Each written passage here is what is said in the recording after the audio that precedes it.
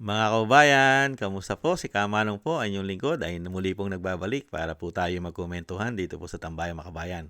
Samahan niyo po inyong lingkod at tayo po yung mag-umpisa na. Sana po nasa maayos po kayong kalagayan.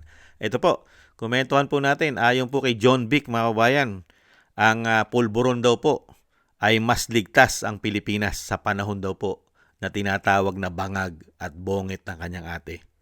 Unbelievable. Mas ligtas daw po ngayon. Hindi po ba mas ligtas ngayon ang gumagamit ng pulburon? At ang mga sindikato? At ang mga makakaliwa? Sila po ang ligtas ngayon. Tayong mga normal, takot na takot ngayon. Ibang klase po ang paniniwala ng nakaupo ngayon. Kahanga-hanga ka, John Vic. Ito pa, pakinggan po natin sila. At kasama po ang mga kapulisan. Sir, good morning po. Good morning, Sec. From Care FM po, Jock De Lacso from Care FM and one of the witness po sa nangyari pong inventory. May I ask a question lang, sir? Mayroon pong mga Pilipino po na involved. So, ang question po, possible po ba na kung may mga Pilipino pong involved, meron din po bang possible na mataas na tao kung bakit nakakapasok po sila dito sa Pilipinas? Hindi namin masasagot yan until we get them. I believe na bihira ang mga politiko na pumapasok sa drugs. Bihirang-bihira yan. Ang alam namin, sa listahan namin, iisang mayor lang eh. sa Leyte, ang actually involved sa drugs. Pero bihirang-bihira ang mga elected officials na involved dito. Last question, sir. For the record po, paano po ba masasabi pa po ba natin na safe pa po ba ang ating kabataang Pilipino at ang ating pong mga kababayang Pilipino regarding po sa droga sa Pilipinas? It is safer now than it's ever been. It is safer now than it's ever been. I can tell that with all honesty.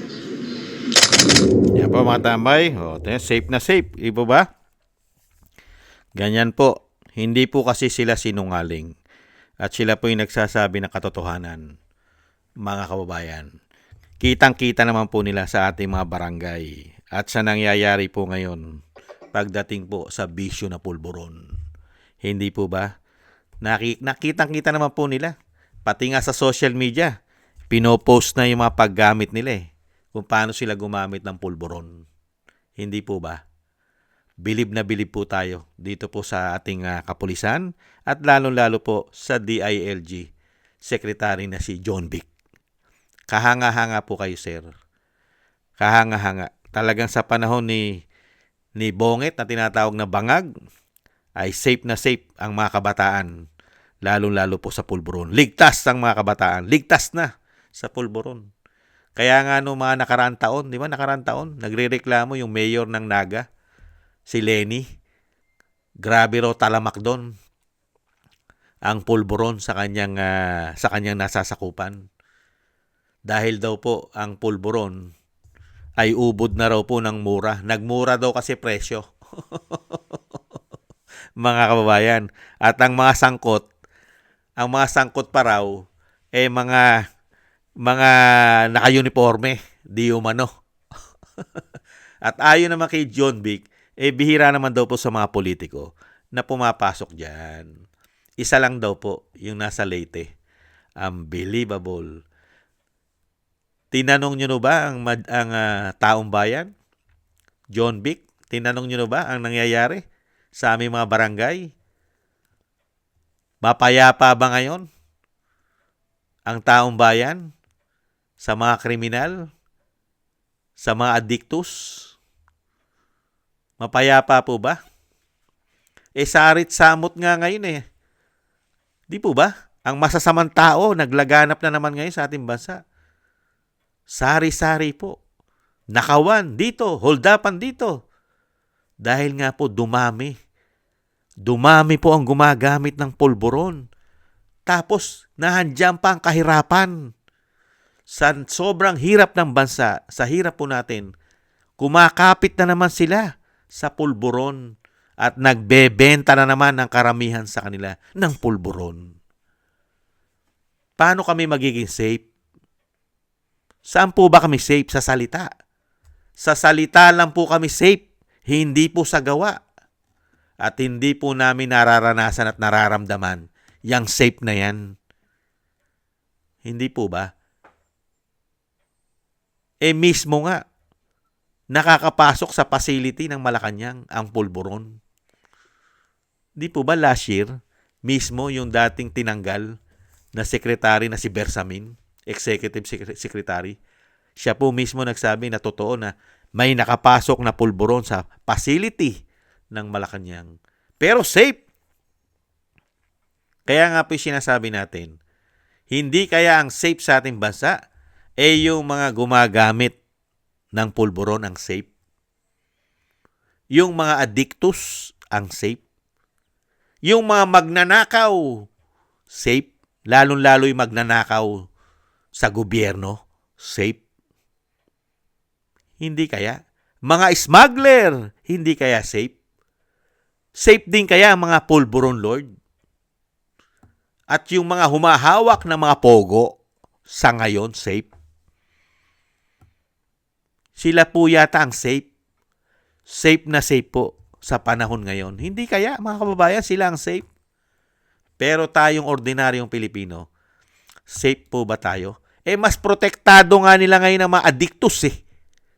Hindi po ba? Protektado nila dahil binibigyan nila ito ng human rights. Di po ba? Kaya nga lumaki ang ulo ng mga tao na yan at nagbali ka na naman yata sa bisyo dahil merong proteksyon sa gobyerno. Hindi kaya? Yan po mga kababayan, ang napakagaling sa datos at talagang ramdam na ramdam po nila ang kaligtasan ng mga Pilipino. Lalong-lalo po ang ating mga kabataan na hindi po hindi po nila makuha o sinasabing hindi makapagbisyo na masamang bisyo. Mga kababayan, may protection po tayo kay John Vic at sa mga kapulisan. Safe na safe po tayo sa kanila. At pati po ang pulburon ay tinicheck nila, mga kababayan, na safe po ang ating bansa. Mabuhay kayo hanggang gusto ninyo. Mga hindot kayo. Di umano. Maraming salamat po mga kababayan sa gusto po ng ating tambayang makabayan sa YouTube at TikTok at ganoon din po sa ating mga subscribers at sa patuloy nagsusubscribe. Mabuhay po kayo. At ganoon din po sa mga nagko-comment, like, and share. Thank you po sa inyo. Thank you po. Mabuhay po kayo. At maraming salamat din po sa mga nagbibigay po ng biyaya at tulong. Salamat po kay Mila Yi, Tatay Nick ng Canada, Eric Hershio ng Canada, si Annie Jo, kay Jake Yahut ng California, USA, Gina Ray ng Berlin, Germany, Julieta Silona ng Sydney, Australia, Baby Roman at Ate Isa, kay Kingston ng Hong Kong, si Phil Am, si Gay at Chena, si Balance Vision TV at Jesus Valdepena. Maraming salamat po sa inyo. Ingat-ingat po kayo, lalo-lalo po sa inyo po mga paggawa. At syempre po, yung dasal at panalangin po natin, tuloy-tuloy lang po tayo ng ang ating buong sambayanan at ang pamilya Duterte, ang ating Vice President, ganon din po ang dating Pangulo, at ang ating mga soldiers at mga ex-marines ay maingatan po tayo sa kapahamakan. Maingatan po tayo. At syempre po, madugtungan pa po ang buhay at kalakasan ng dating Pangulo. Maraming salamat po sa mga dasal, mga kabayan. At taste lang po tayo. Paalam. Bye-bye.